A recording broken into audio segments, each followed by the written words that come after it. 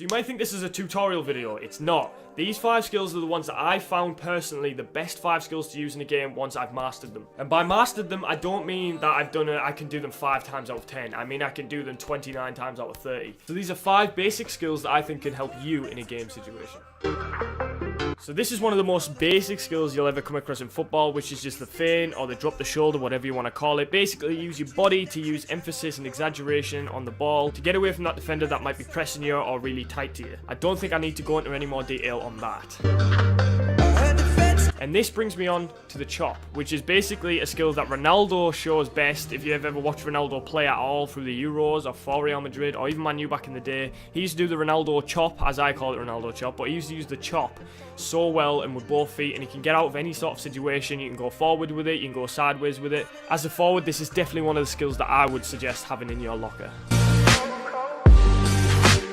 Now this brings me on to one of the most popular skills you'll ever hear about, which is the step over. You can do it with your right, your left, you can do it with both feet. For now I'm just going to show you one foot here. It's basically like the feint, just with stepping your foot around the ball, which makes the defender think you're going to pass it to that direction or step that direction, and then in fact you go the other way. Now we're moving on to a bit more of an advanced skill. I think once you master this, it can be one of the best skills ever to use in a game, and this is definitely a skill that comes to my brain first. Now I call it the flip-flop, which you guys might find quite weird. But like I say, this is one of the skills that I use the most. I love this skill. It's just one of them that comes to my brain first, I guess, when I'm on the pitch, like I said. This is definitely the skill that I use the most on the pitch. I think, obviously, there'll be more advanced tricks that I use as well, but only in certain situations for different scenarios. But yes, master this one, boys. It's one of the best skills to use, honestly. It's not the CEO. Now this one, I shot this one in because I find myself doing this more than I should, in a sense. I play futsal, which is like a 5-a-side game, not really an 11-a-side game. It's indoors, it's with a heavier ball, and it's much more fast-paced, much more skillful and things like that. But I use that skill a lot in futsal. I think this one, though, can be used on the pitch quite well, and I'll show you exactly why. When you do that roll over, once you do the roll with the front foot, so normally it's your strongest foot, so my right foot, I roll over my right foot, which makes the defender think, alright, he's going to that direction, which would be his right-hand side.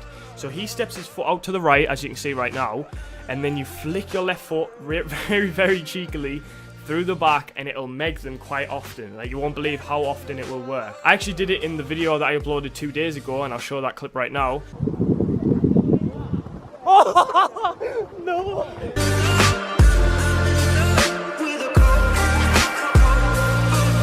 Like you say, it's just super cheeky, it's always on, and you've seen how small the gap was to meg him and how quick it happened. Like, honestly, they will always stick their leg out. Only top defenders won't notice what you're doing. And if you do this more than once a game, they might click onto it and they might try and stop the meg from happening, which then you can use other combinations and practice more skills. But yeah, I hope these 5 skills here helped you lots. I think like these are one of the best skills that you can use, and I think one of the most basic as well. They might not look basic at first, but if you just practice and put hours in, you can definitely master them, and you can definitely start producing them in games and training situations. If you guys want to see more videos like this or more advanced versions, I think I've used more skills than I can remember in games and stuff like that. So if you actually want to see that and you want to see more advanced sort of, like, I guess they're not really tutorials, they're just sort of showing you guys and you can practice them. If you want to know how to do them, I guess slow-mo the video down, or I can start telling you guys how to do these.